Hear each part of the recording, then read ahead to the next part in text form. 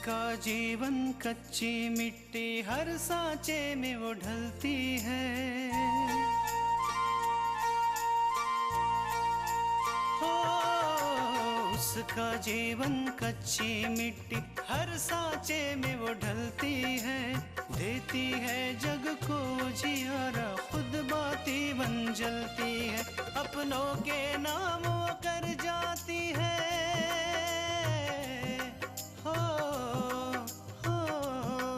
अपनों के नाम वो कर जाती है, सारा जीवन अपना बन के बेटी भाभी माँ वो सच कर दे हर सपना। सुकन्या सुकन्या सुकन्या हमारी बेटियां। देखिए, हम चाहते हैं कि ये केस अब किसी भी तरह खत्म। आदरणीय शास्त्री जी की मौत एक हादसा। हेलो हेलो हेलो पापा। आकांक्षा, आकांक्षा तुम इतनी परेशान क्यों हो? छोड़ो मुझे, छोड़ो। मेरे स्वर्गीय पति शास्त्री जी की वजह से मैं नहीं चाहती कि इस परिवार पे कोई भी मुसीबत आए। तुमने उस थाली को लात मारी है जो तुम्हारा पेट भरती है। तुमने इस दुश्मनी को शुरू किया है ना, तो अब मत भूलना कि इसका अंत हम करेंगे। तो तुम भी ये मत भूलना मिसेस मल्लिका थापर कि मैं भी चंद्रशेखर शास्त्री जी का शिष्य हूं।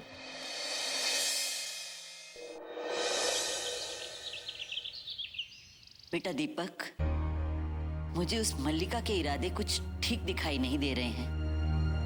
भगवान ना करे कुछ और अनहोनी हो गई तो ये पूरा परिवार टूट जाएगा। माँ जी बिल्कुल ठीक कह रही है। पता नहीं क्यों मुझे बहुत डर लग रहा है। मुझे तो लगता है कि आकांक्षा को हम कुछ दिनों के लिए उसके मौसी के घर बलरामपुर भेज देते हैं।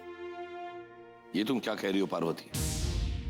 अगर आकांक्षा बलरामपुर चली गई तो उसकी पढ़ाई का क्या होगा? पढ़ाई जिंदगी से बढ़कर है क्या? जिंदा रहेगी तो पढ़ाई करेगी। और नहीं तो क्या, बहू ठीक ही तो कह रही है। तुम्हें पता है ना, कुछ दिन पहले हमारे परिवार में इतनी बड़ी दुर्घटना हो चुकी है।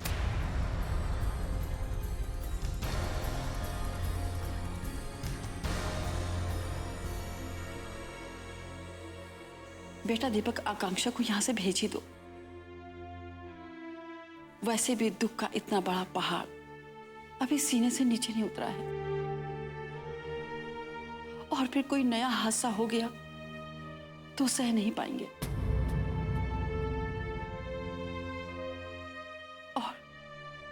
और कोई नए दुख का बोझ अब सहने की शक्ति भी नहीं है बेटा। मैंने कहा ना कि मेरी बेटी आकांक्षा यहां से कहीं नहीं जाएगी, वो यहीं रहेगी और अपनी पढ़ाई पूरी करेगी।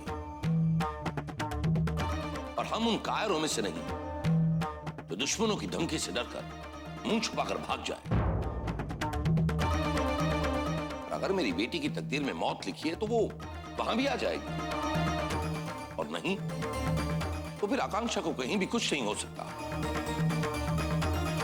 और ये मेरा पूरा विश्वास है कि 100 मल्लिका थापर मिलकर भी मेरी आकांक्षा की जान नहीं ले सकती। हाँ माँ, पापा बिल्कुल ठीक कह रहे हैं। आप और पापा मुझे पढ़ा लिखा कर IAS बनाना चाहते हैं ना।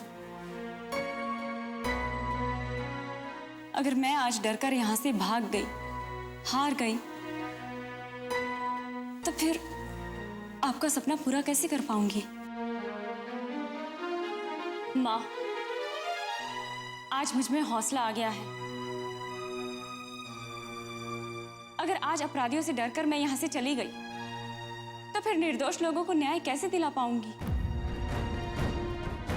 नहीं माँ, मैं यहां से कहीं नहीं जाऊंगी, अब चाहे जो भी हो जाए।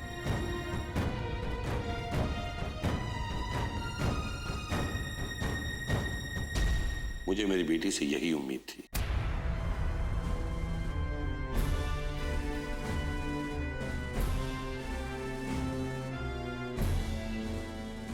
सुकन्या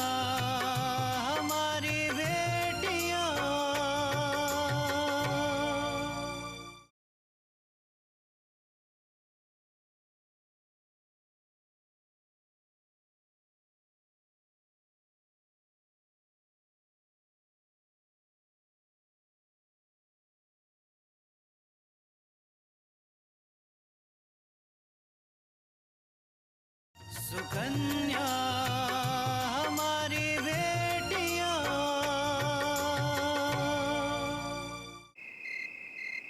एक बात कहूँ सोहन, तुम वास्तव में बहुत अच्छे इंसान हो। दूसरों के साथ हमदर्दी, उनकी सहायता करना, उनका ख्याल रखना, और मेरे लिए तो तुम बहुत केयरिंग हो।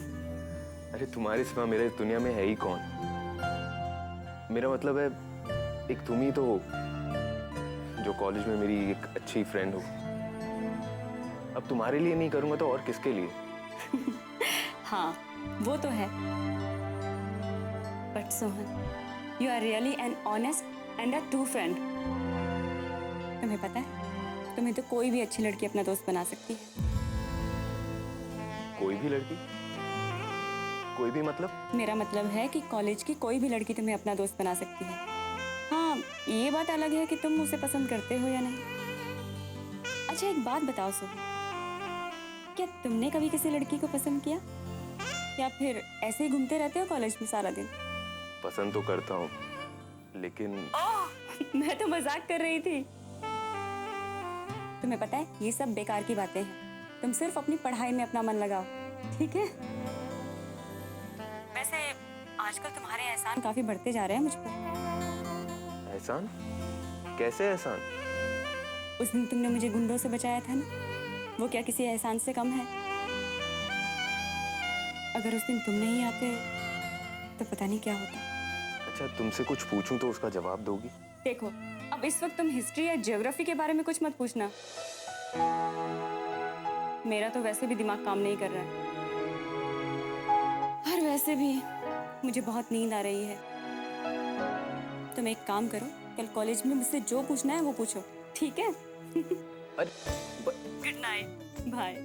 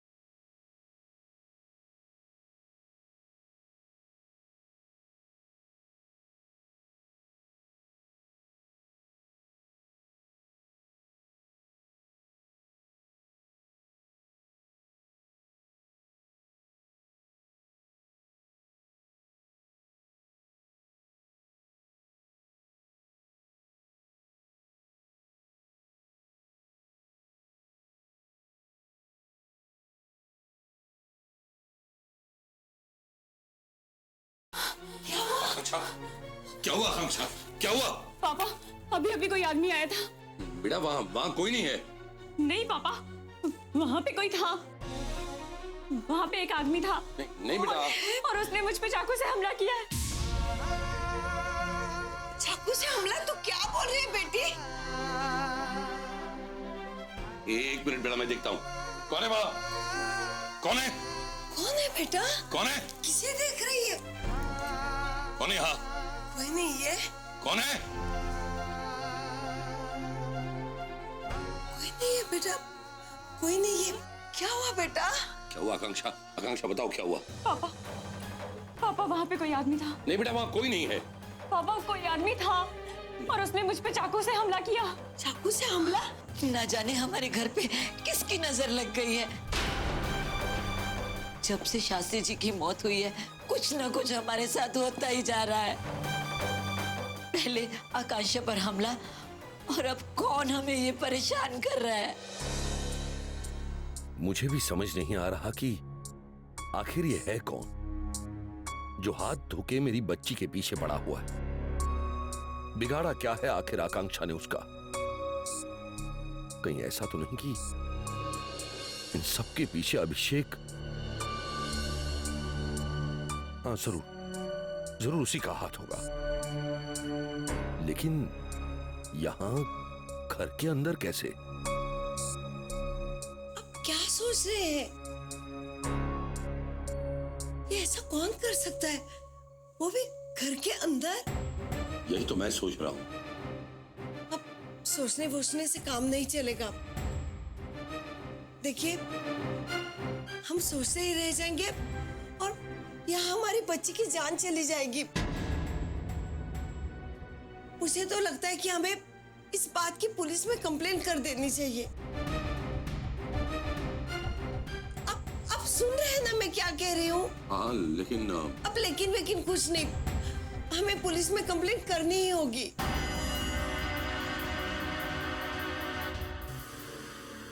सुकन्या हमारी बेटियां,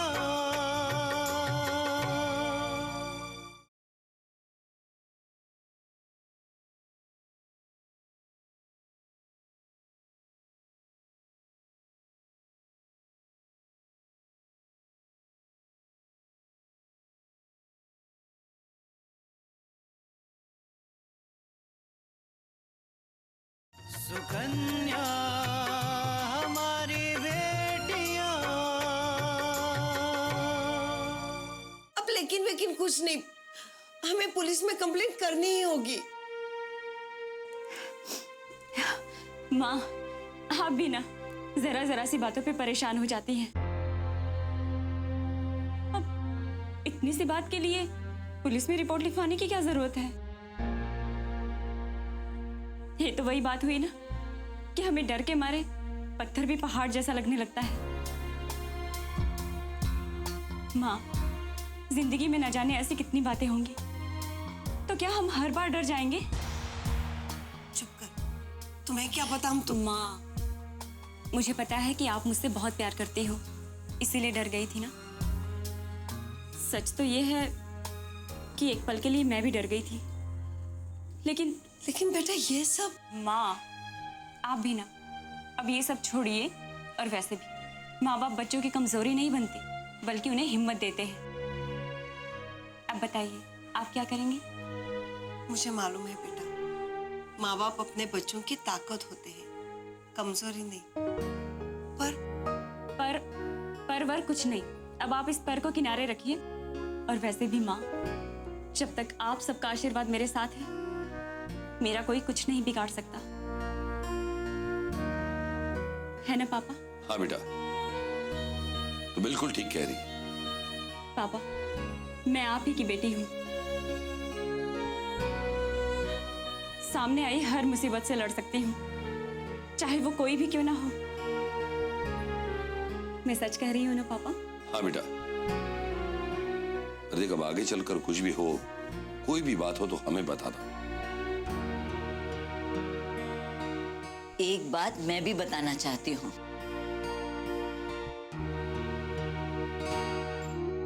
रात बहुत हो गई है, अब तुम दोनों जाकर अपने कमरे में आराम करो। आज रात आकांक्षा के साथ मैं यहीं सोऊंगी। हाँ दादी, आप बिल्कुल मेरे साथ सोएंगी और मुझे बचपन की तरह कहानियां भी सुनाएंगी। तो तेरे कमरे में सोने के लिए तुझे घूस देनी पड़ेगी। चलो आओ, चिंता मत करो बेटा। जी पापा।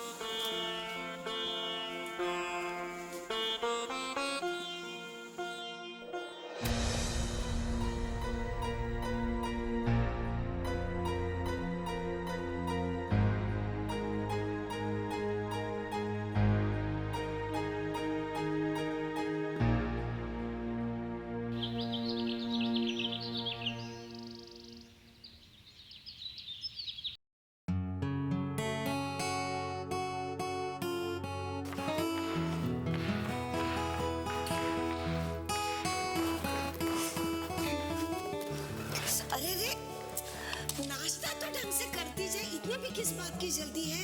माँ जल्दी नहीं है, बहुत जल्दी है। मुझे लाइब्रेरी जाना है। मैं वैसे भी 15 मिनट लेट हो चुकी हूँ। और माँ, अगर मैं अच्छे से नाश्ता करूंगी तो ढंग से पढ़ाई नहीं कर पाऊंगी। बाय। ये लड़की भी ना बिल्कुल मेरे पर गई है। सही कहा आपने, बिल्कुल आप पर गई है। चलने फिरने बोलने की तो बात ही छोड़ो, यहाँ तक कि उसूलों की शिक्षा देने में भी आपसे पीछे नहीं है वो। आपके नक्शे कदम पर चल रही है। हाँ पार्वती, हाँ जानती हूं, मैं जब आकांक्षा को देखता हूं, उसके अंदर का ये जुनून, ये काम करने का हौसला देखता हूं, तो मुझे अपने दिन याद आ जाते हैं। मैं भी बिल्कुल उसी की तरह था। देखो ना पार्वती, अजीब सी बात है ना, दिन कहां गुजर जाते हैं पता भी नहीं चलता। सुकन्या हमारी बेटियां,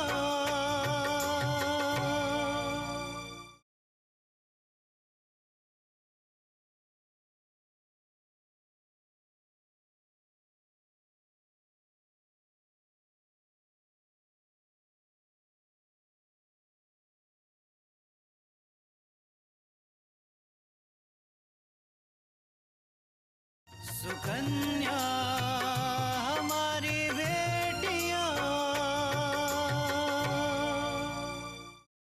देखो ना पार्वती, अजीब सी बात है ना, दिन कहां गुजर जाते हैं पता भी नहीं चलता।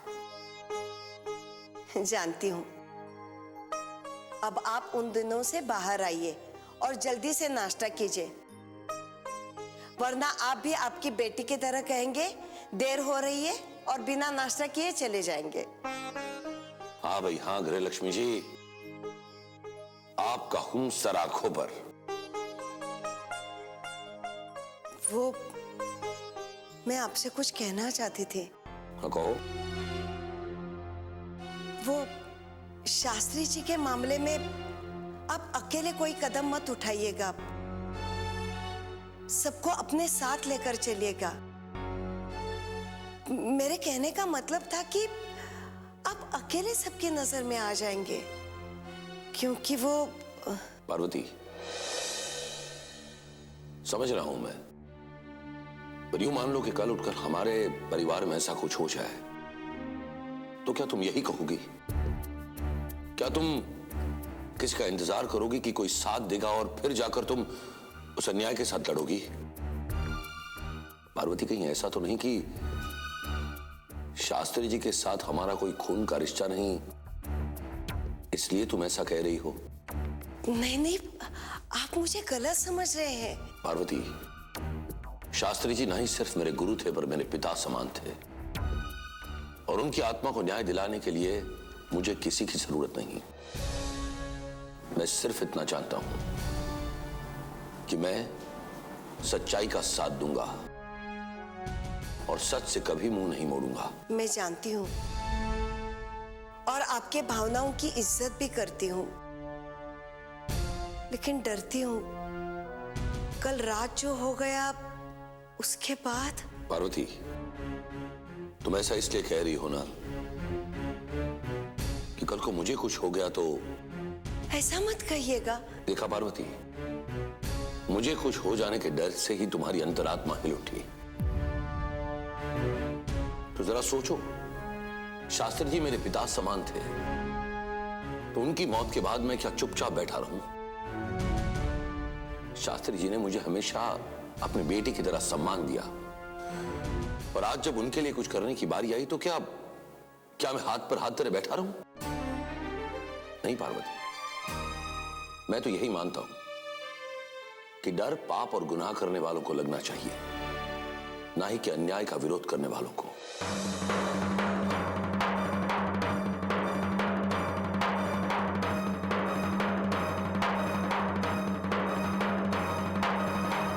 सही कहा आपने, डरना नहीं चाहिए। लेकिन आप नहीं समझेंगे, औरत अपने लिए नहीं डरती है, अपनों के लिए डरती है, क्योंकि घर अपनों से बनता है, और जब कभी अपने मुसीबत में हो तो डर तो लगता ही है ना।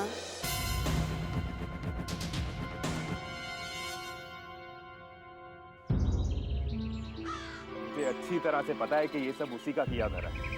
अरे कल तक तो बात बाहर तक थी, अब वो घर तक भी पहुंच गया। अरे इतनी हिम्मत कैसे हुई उसकी? आकांक्षा, उसे सबक सिखाना ही पड़ेगा। नहीं सर, तुम ऐसा कुछ नहीं करोगे, क्योंकि गुस्से में उठाया गया एक भी कदम पापा के केस को कमजोर कर देगा। और वैसे भी अभिषेक तो यही चाहता है ना कि हमसे कोई गलती हो जाए ताकि हमारा केस कमजोर पड़ जाए और वो आसानी से बच निकले। लेकिन नहीं, हम ऐसा कोई काम नहीं करेंगे। और इसके लिए हमें बहुत संभल कर चलना होगा।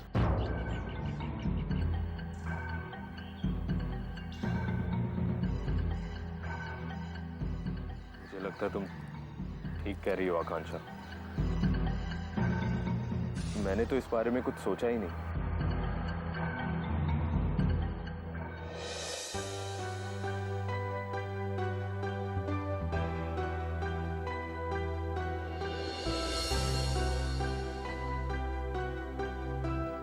सोहन, ये तुम्हारे हाथ में क्या है? अरे मैं तो भूल ही गया था, ये तुम्हारे लिए। मेरे लिए? लेकिन इसमें क्या है? खुद ही देख लो।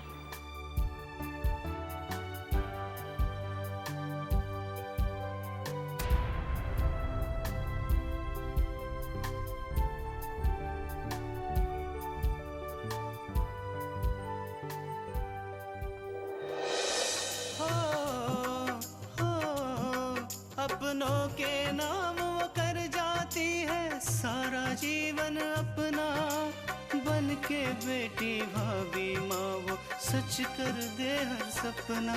सुकन्या सुकन्या